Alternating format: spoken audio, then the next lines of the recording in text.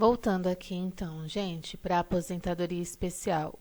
A aposentadoria especial, como eu falei no vídeo anterior, é para pessoas que têm atividades especiais, como periculosidade e insalubridade. Insalubridade são pessoas que no exercício das suas funções ela também pode trazer algum tipo de malefício à sua saúde. São algo que prejudica o funcionário, né? Por exemplo, pessoas que trabalham com produtos químicos, enfermeiros, médicos, eles também têm aí um tempo reduzido de trabalho. Qual que é o tempo de serviço de uma pessoa que tem uma atividade insalubre e uma pessoa que tem uma atividade periculosa? 25 anos. 25 anos de contribuição. É mais ou menos assim. Eles, para cada ano trabalhado, normal, para eles trabalham 2 anos a menos, mais ou menos assim, sabe? Eles acabam se aposentando um pouco mais rápido, tá? Mas como eu disse para vocês, estão querendo mexer aí nas leis trabalhistas, da forma geral aí, querem tirar esse tipo de benefício, tá?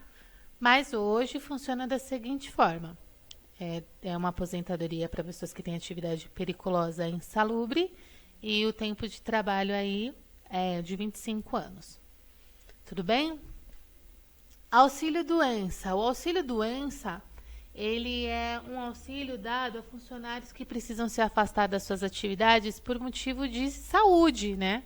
Então, suponhamos que o funcionário descobre que tem uma pedra no rim, e aí precisa ficar afastado por mais de 15 dias. O funcionário tem um problema de coração, precisa fazer aí uma cirurgia e precisa ficar, 2 meses em repouso. Então, assim, se o funcionário precisar ficar afastado por mais de 15 dias, quem vai pagar o salário dele é a Previdência. E aí não é um salário, é um auxílio-doença. Entenderam? Então, por exemplo, o funcionário ficou com depressão. Teve aí uma crise forte de depressão, passou no médico, e o médico resolveu afastar ele porque ele não está em condições de trabalhar. E aí o médico afasta o funcionário por 60 dias, 2 meses. Aí o que acontece? Os 15 primeiros dias, os 14 primeiros dias, quem vai pagar o salário do funcionário é a empresa, porque o funcionário está atestado. A partir do 15º dia, a empresa suspende o pagamento do salário do funcionário, porém aí a Previdência Social e INSS começa a pagar para o funcionário o auxílio-doença. Entenderam, gente? E aí, se o funcionário voltar após esses 60 dias, antes dele voltar para suas atividades, ele tem que fazer o exame de retorno ao trabalho, lembra? Funcionário que fica afastado por mais de 30 dias precisa fazer o exame de retorno ao trabalho, né? Tudo bem? Auxílio acidente. O auxílio acidente é para funcionários que sofreu algum tipo de acidente e por conta do acidente precisa ficar afastado para conseguir se recuperar, tá? Vou dar um exemplo. Final de semana, funcionário foi jogar futebol e aí no jogo de futebol ele sofreu um acidente. Ele rompeu um tendão, ele quebrou um braço, uma perna, quebrou uma costela, e virou caso cirúrgico. Ele precisou de cirurgia, precisou ficar imobilizado, precisou fazer fisioterapia, ou seja, nessa brincadeira aí desse futebol, ele acabou ficando afastado por, 6 meses. Aí o que acontece? Novamente aquilo que eu expliquei para vocês. Os 14 primeiros dias a empresa paga para o funcionário, mesmo que o funcionário não trabalhe, porque ele está acidentado. E após o 15º dia, é suspendido o pagamento pela empresa e quem começa a pagar é a Previdência Social. Só que aí ele recebe o auxílio acidente. Por quê? Porque o motivo dele estar afastado do seu trabalho foi porque ele sofreu um acidente. Não é doença. Doença é algo que você não provocou nada e o seu corpo desenvolveu, né? Acidente não, o corpo dele estava certinho, perfeito, sem nenhum problema, e ele teve um impacto, um trauma, um acidente, que acabou impossibilitando dele trabalhar, tá? Isso aí é considerado aí um auxílio acidente, tá? Auxílio reclusão. O auxílio reclusão, ele é um benefício quando o funcionário ele é preso.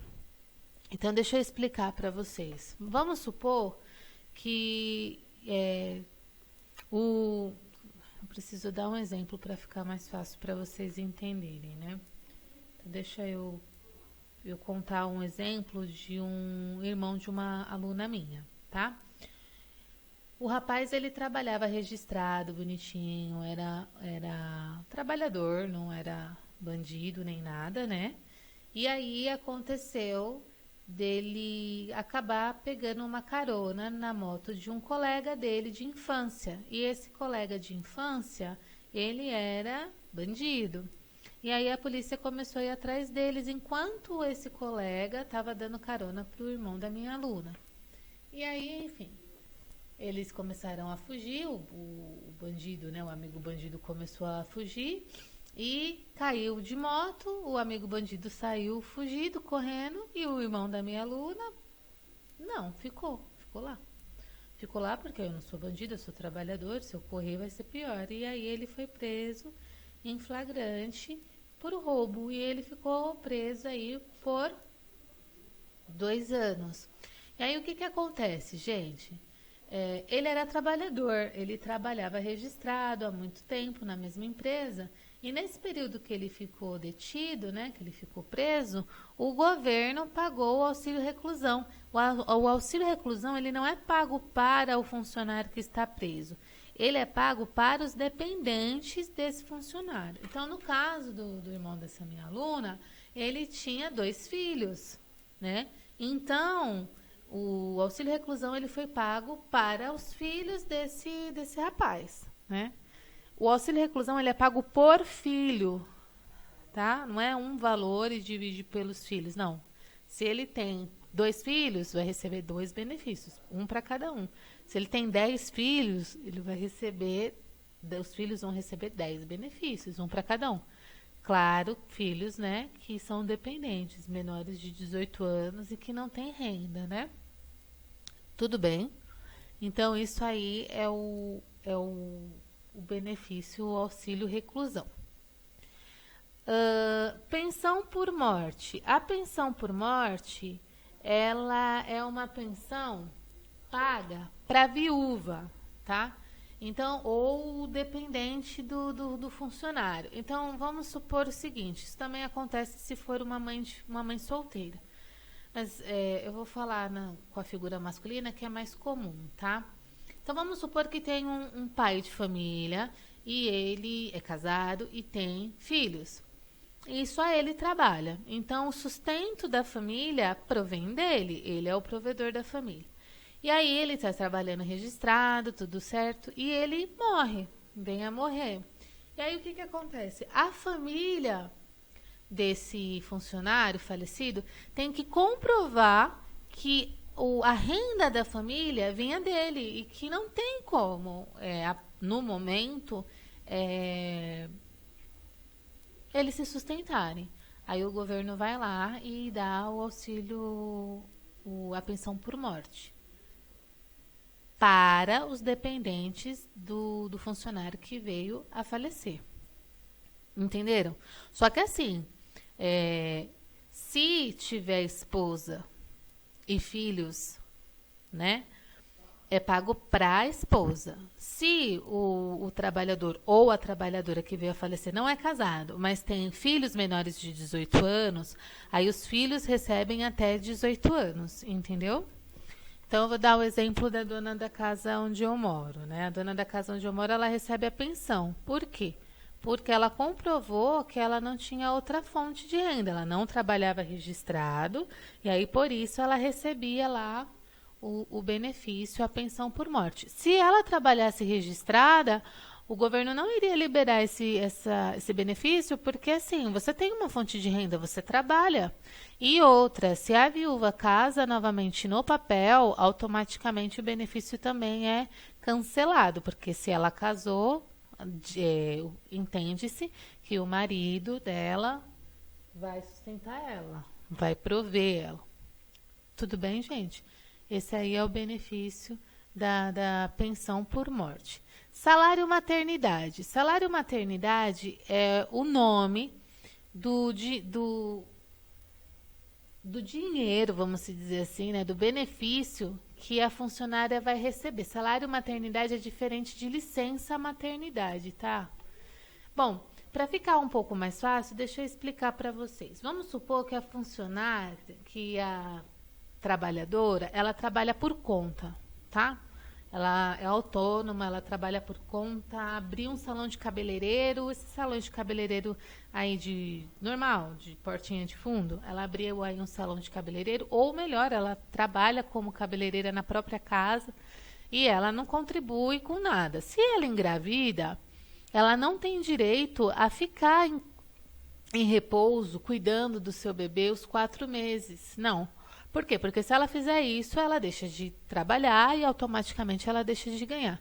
Então, o que muitas mulheres autônomas elas fazem? Bom, eu trabalho como autônoma, mas eu vou contribuir com o INSS. Por que eu vou contribuir com o INSS? Para eu poder receber o salário maternidade. Então, o que acontece? Ela, né, já contribui antes de engravidar, porque para ela tirar esse benefício, ela tem que ter contribuído no mínimo 10 meses sem interrupções. Ou seja, ter contribuído 1 mês antes dela engravidar. Não adianta nada ela tá grávida e aí começar a pagar o INSS pensando no salário maternidade, porque o tempo não vai dar certo e ela não vai receber. Ok, gente?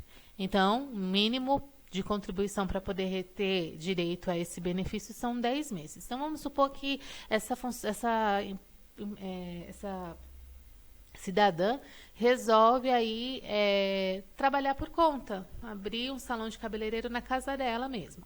Aí o que acontece? Vamos supor que ela comece a pagar o INSS, tudo, tá pagando bonitinho, já deu aí mais de 10 meses e aconteceu dela engravidar. E ela engravidou e ela veio a dar a luz para a criança. Aí o que acontece? Ela vai e dá a entrada no salário maternidade, antes de nascer, claro, né?